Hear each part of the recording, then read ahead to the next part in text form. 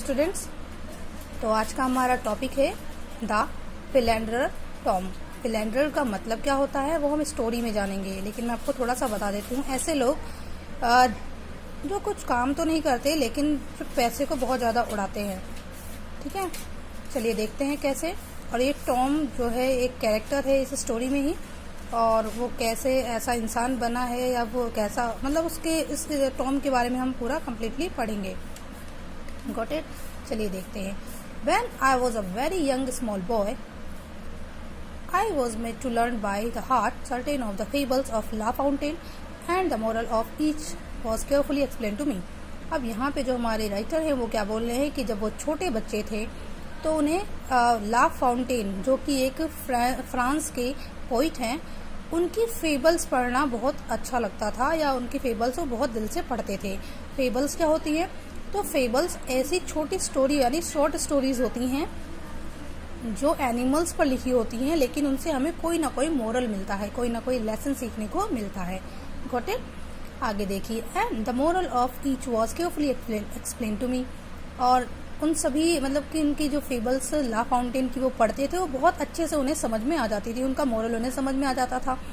Among those I learnt was the ant and the grasshopper story, which is devised to bring home to the young the useful lesson that in an imperfect world industry is rewarded and greediness punished.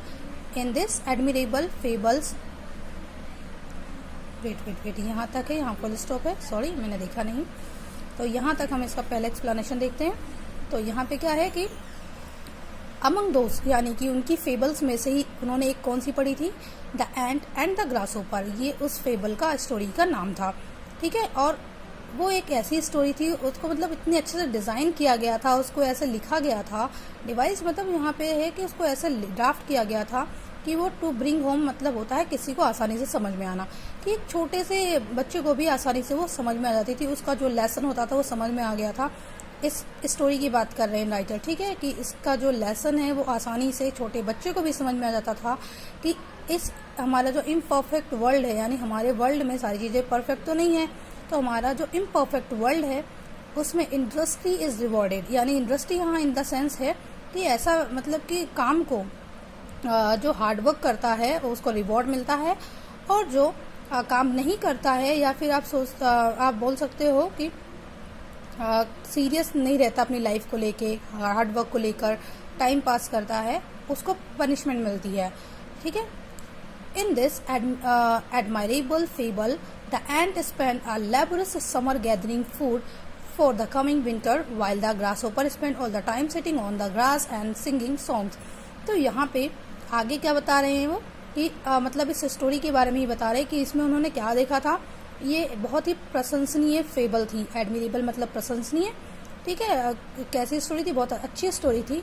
और इसमें ये बताया गया था कि जो एक एंट होती है, जो चींटी होती है, वो परिश्रमी, बहुत ज़्यादा परिश्रमी होती है, और वो समर में क्या करती है, मतलब कि समर यानी गर्मी के महीने मौसम में बहुत काम करती है, बहुत सारा फूड इकट्ठा करती है। किस लिए? ताकि सर्दियों में वो आराम से उसे खा सके। ठीक है, यानी कि सर्दियों के लिए वो समर में ही बहुत सारा इकट्ठा करती है अपना फूड। ठीक है, लेकिन जो ग्रास ऊपर होता है वो क्या करता है, वो पूरे टाइम ग्रास पे बैठ जाता था और गाना गाता रहता था। लेकिन अब क्या होता है आगे देखिए। When winter comes the ant has a good store but the grasshopper has an empty ladder.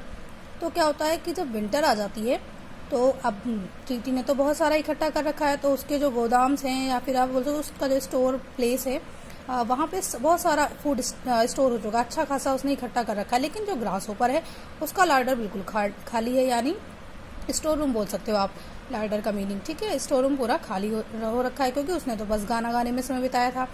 He goes to the ant and begs for a little food. और वो अब क्या करता है, वो एंट के पास जाता है और उससे थोड़ा अनाज मांगता है, खाना मांगता है। The ant gives him a classic answer. लेकिन उसे एंट बहुत अच्छा जवाब देती है। क्या जवाब देती है? What were you doing in summer? I sing all day, all right, all night. तो वो क्या बोल रही है कि वो पूछती है कि अच्छा तुम ये बताओ कि तुमने समर में क्या किया था। तो वो जवाब देता है ग्रासहोपर कि मैंने गाना गाया, दिन भर गाना गाया, रात भर गाना गाया। ओह, मतलब यहाँ पे ये लाइन किसकी है? ये चींटी की है, यानी कि एंट क्या बोलते हैं, you song, you sang, why then go and dance the winter away. तो वो कहती है अच्छा तुमने गाना गाया था तो फिर जाओ और सर्दियों को भी ऐसे ही बिता दो, जब तुमने गर्मियों में कुछ काम नहीं किया था तो जाओ सर्दियों में भी बिता दो। मतलब बहुत अच्छा जवाब दिया। The fable ends with the moral, वही दोबारा बता रहे कि ये जो कहानी है ये कहाँ खत्म होती है। Industry is rewarded and giddiness punished, की जो श्रम होता है यानी अगर हार्डवर्क करते हो तो उसका कुछ ना कुछ फल मिलता है, लेकिन अगर आप टाइम वेस्ट करते हो तो वो पनिशेबल होता है यानी उसको पनिशमेंट मिलती है। Got it. अब चलिए आगे देखते हैं। अब हमारे राइटर क्या कह रहे, I could never agree to this moral, लेकिन वो कह रहे हैं कि मैं इससे कभी एग्री नहीं था। अब वो बता रहे हैं ठीक है कि मैं इस मॉरल से कभी एग्री था ही नहीं।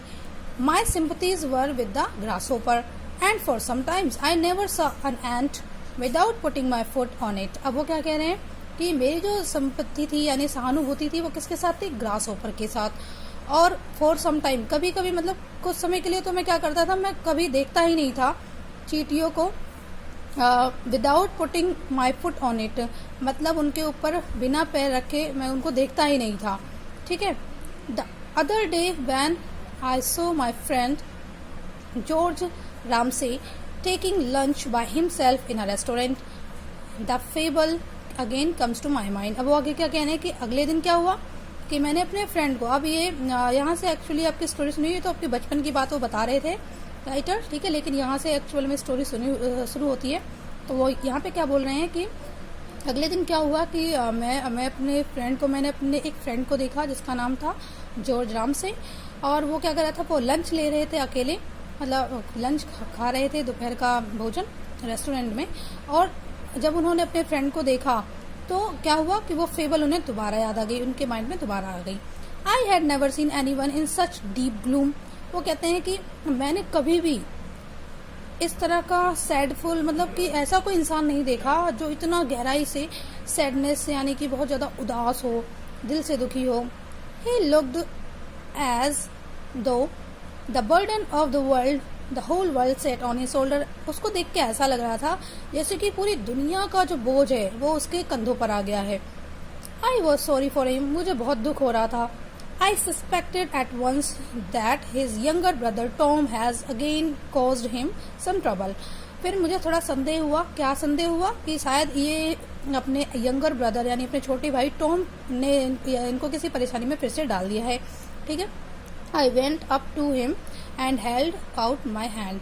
तो मैं उसके पास गया और मैंने अपना हाथ बढ़ाया। अब देखो आपको टॉम इंट्रोड्यूस हो गया यहाँ पे। टॉम के ये जो हमारा कैरेक्टर मैंने बताया था इस स्टोरी में है, तो ये टॉम कैसे अपना पूरा जीवन जो है वो पैसे लुटाने में और वेस्ट कर देता है, उसके बारे में हम जानेंगे आगे। ठीक है। How are you I asked. अब देखिए यहाँ पे तीसरा कैरेक्टर आ गया है। एक्चुअली तीसरा आया नहीं है। टॉम की बातें सिर्फ ये दोनों करेंगे। कौन, एक तो हमारे राइटर है और एक उनके फ्रेंड है जॉर्ज रामसे। ठीक है। टॉम कौन है, टॉम जॉर्ज रामसे के ब्रदर है। देखिए क्या पूछते हैं जो हमारे राइटर है। How are you I asked. मैंने उनसे पूछा कि आप कैसे हो। I am not very happy he answered. और फिर वो जवाब देते हैं कि नहीं मैं खुश नहीं हूँ, मैं मतलब ज़्यादा खुश नहीं हूँ या फिर मैं खुश नहीं हूँ। It is Tom again. तो वो अंदाजे से बोलते हैं इज इट टॉम अगेन, कि क्या ये टॉम की, मतलब कहीं ना कहीं पूछ रहे हैं कि क्या टॉम की वजह से हुआ है। चलिए आगे देखते हैं नेक्स्ट पेज पे। Yes it is Tom again. Yes ये टॉम ही है, लेकिन दोबारा टॉम की वजह से ही मैं ऐसी हालत में हूँ, वो कहना चाहते हैं। Why don't you give him up. वो कहते हैं तुम उन्हें उसे छोड़ क्यों नहीं देते हो। You have done everything in the world for him, you must know by now that he is totally hopeless. तो वो कहना, मतलब जो राइटर है वो टॉम जॉर्ज को समझाते हैं कि तुम उसे छोड़ क्यों नहीं देते हो, तुमने उसके लिए अपनी मतलब सब कुछ किया, मतलब इस दुनिया में वो कहना चाहते हैं कि वो मतलब सब कुछ उसके लिए किया। ठीक है। और यू मस्ट नो, और तुम अब जान भी चुके हो कि वो मतलब उससे कोई किसी तरह की आशा रखना बेकार है। तो अब ये जो हमारा पैराग्राफ है ये हमारे राइटर हैं जो हमें टॉम के बारे में बताने वाले हैं, ना कि टॉम के ब्रदर। टॉम के ब्रदर की बात यहाँ तक हो चुकी है, यहाँ से जो राइटर है वही हमें टॉम के बारे में इंट्रोड्यूस कर रहे हैं। Got it. चलिए देखते हैं आगे। I suppose every family has a black sheep. Tom has been a source of creating trouble for 20 years. वो कह रहे हैं, जो राइटर वो कहता है कि मुझे लगता है कि हर एक फैमिली में ऐसा एक ब्लैक शीप तो होता ही है। Black sheep in the sense है कि ऐसा इंसान जो किसी के लिए कुछ अच्छा करता ही ना हो, या फिर आप बोल सकते हो कि यूजलेस इंसान, ठीक है। Tom had been a source of certain creating trouble for 20 years. Tom एक ऐसा इंसान है, वो एक सोर्स है, एक स्रोत है किसका, ट्रबल क्रिएट करने का 20 सालों से। यानी वो किसके लिए ट्रबल क्रिएट कर रहा है, प्रॉब्लम्स लाता है अपने भाई के लिए, और वो कब से, 20 सालों से ला रहा है। He had begin life decently enough, लेकिन बता रहे हैं कि जो माय राइटर बता रहे हैं कि लेकिन उसने मतलब लाइफ अच्छे से स्टार्ट की थी अपनी, डिसेंटली उसने अपनी लाइफ